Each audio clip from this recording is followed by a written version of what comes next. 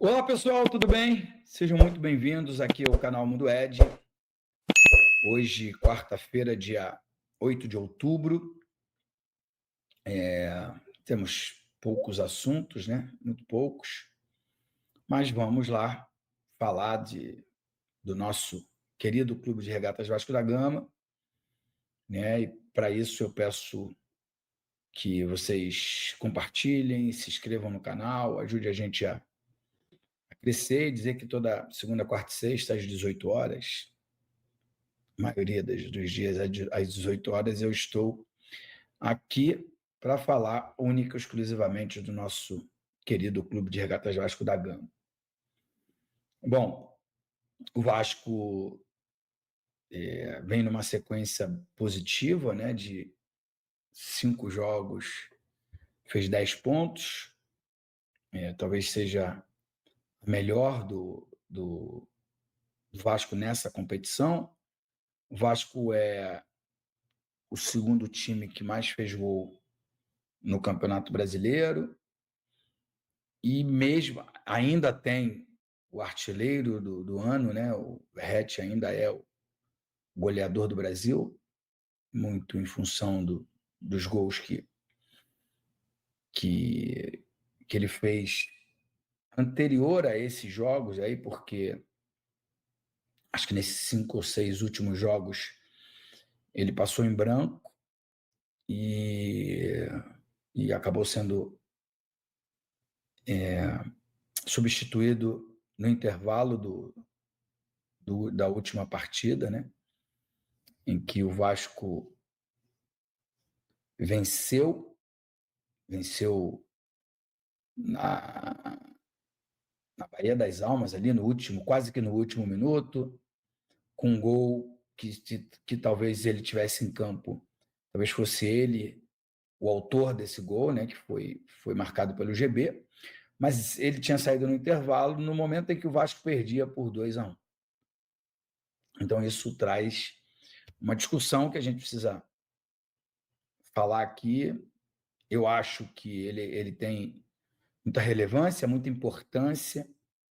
Acho que a referência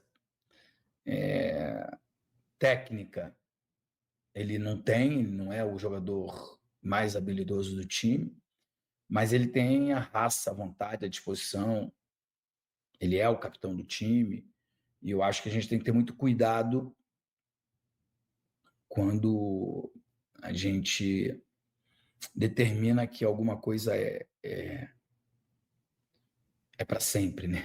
Ah, não dá mais para isso. Não é assim que eu penso. Eu acho que tem jogos, principalmente os jogos fora de casa, que o Verratti tem muita importância, né? Porque alguns times marcam pressão na saída de bola, mesmo agora com a chegada do Cuesta e do Robert Renan, é sempre muito difícil. Os melhores times erram nessa saída de bola e os adversários se aproveitam. O Vasco tem essa dificuldade, principalmente quando esses dois atletas recém-chegados ainda não estavam no clube ou quando eles não jogam, né? Porque ali joga o Lucas Freitas, no último jogo jogou o Hugo, e não são jogadores assim de. Eu acho até que eles têm qualidade, porque o passe é uma coisa tão simples, embora seja tão importante para um jogador de futebol, mas é uma coisa simples, eu acho que até dá para você aprimorar isso no dia a dia. Mas eu acho que falta confiança. E esses dois atletas chegaram com uma confiança elevadíssima, né? O Cuesta, por exemplo, na sua estreia no jogo contra o Ceará, ele faz logo um gol, o gol da virada, né?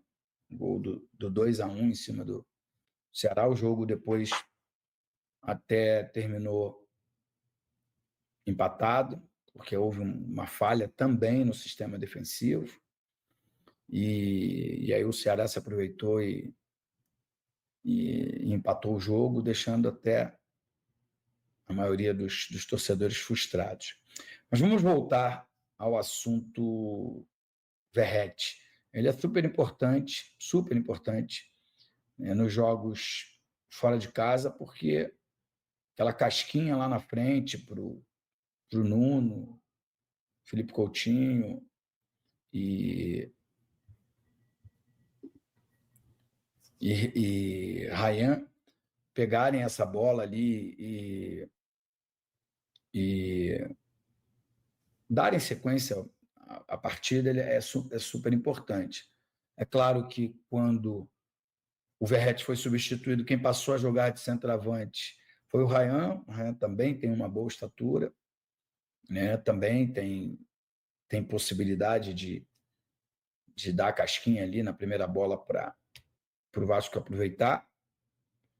E nesse jogo contra o Vitória, quem entrou foi o Andreas Gomes, né? O colombiano, que tem entrado muito bem. Ainda me parece não ter mostrado talento suficiente para ser titular nessa equipe do Vasco, até pela concorrência, né? Hoje os jogadores de lado de campo são o Nuno e o Ryan, e esses dois jogadores vêm jogando muito bem.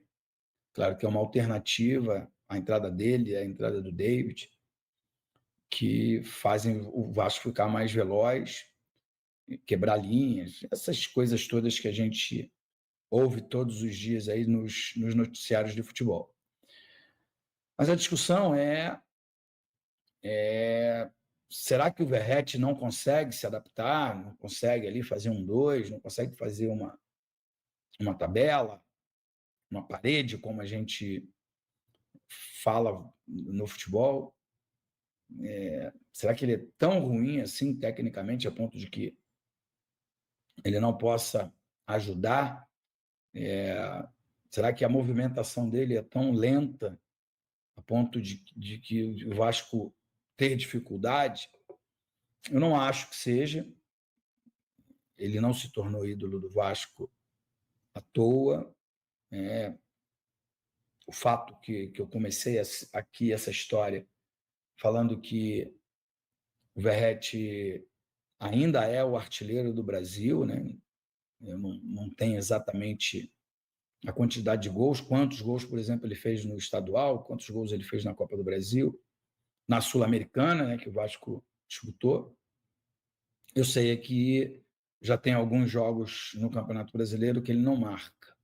E quando marcou, foi de penalidade máxima, com a bola rolando. A gente vai ter que puxar aí na memória um período mais longo. Domingo em São Januário foi um dia atípico, de uma revolta que não tem sido comum no torcedor vascaíno.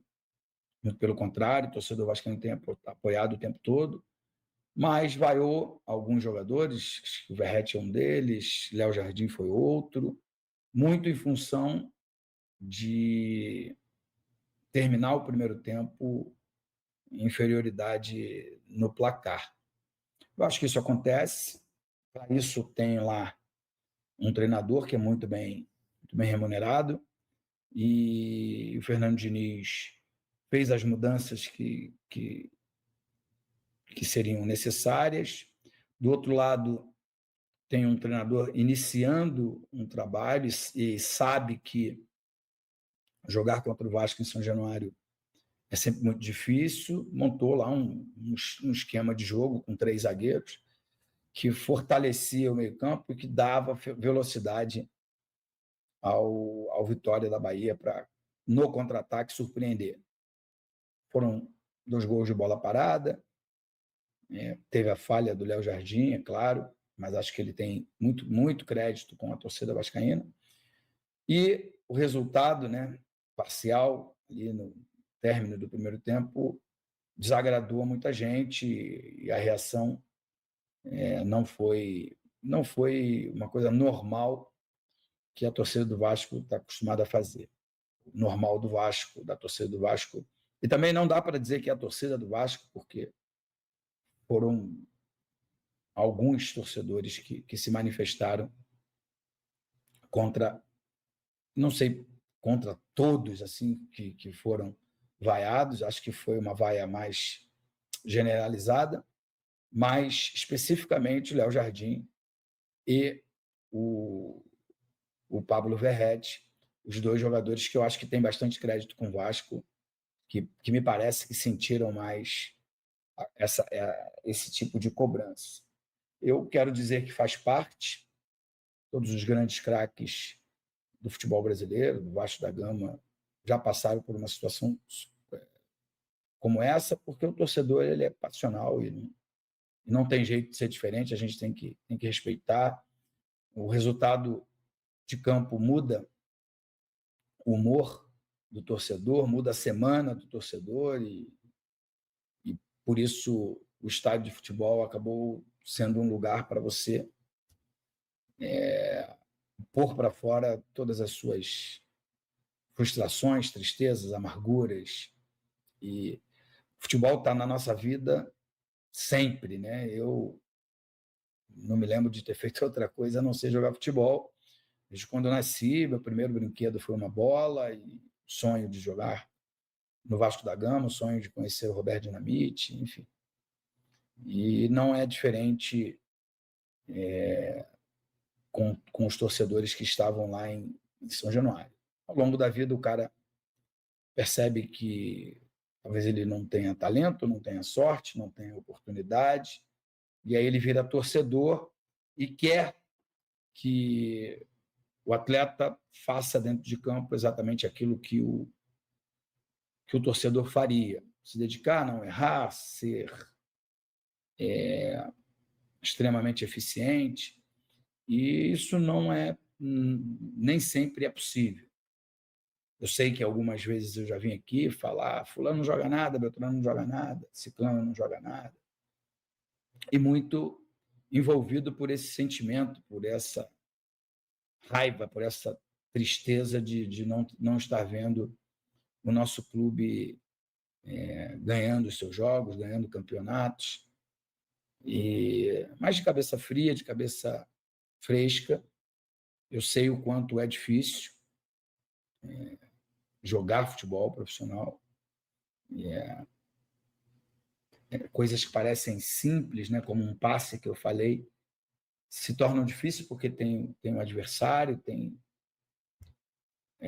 o nervosismo, a cobrança. E não pode ser diferente, não deve ser diferente, porque é um esporte de massa, é um esporte de paixão. Aconteceu, no final, foi uma festa lindíssima, porque ao término do jogo, ali nos minutos finais, o GB fez o gol e foi comemorar com a torcida, que ficou em êxtase, porque, na verdade, o que interessa é ganhar. É você passar um domingo em São Januário, na Barreira ali, tomar uma cerveja e chegar em casa com o seu filho, com a sua esposa, com quem quer que seja da sua família, vibrando porque o Vasco ganhou. Isso aí é de fundamental importância e nunca vai mudar. Eu acho até que se você perde isso, perde até o encanto e o prazer de estar ou presente em São Januário ou assistindo pela televisão. Então, eu acho que ficou no passado, eu acho que a discussão agora é para frente, o jogo que o Vasco tem para frente pós essa data FIFA é um jogo dificílimo, porque é um Fortaleza em plena ascensão, né? Mudança de técnico, para mim uma surpresa chegada do Martim Palermo como técnico do Fortaleza, nem sabia que o Palermo era técnico lá na Argentina, não acompanho muito o futebol argentino, mas já teve e tem, né, argentino fazendo sucesso aqui, Crespo no São Paulo,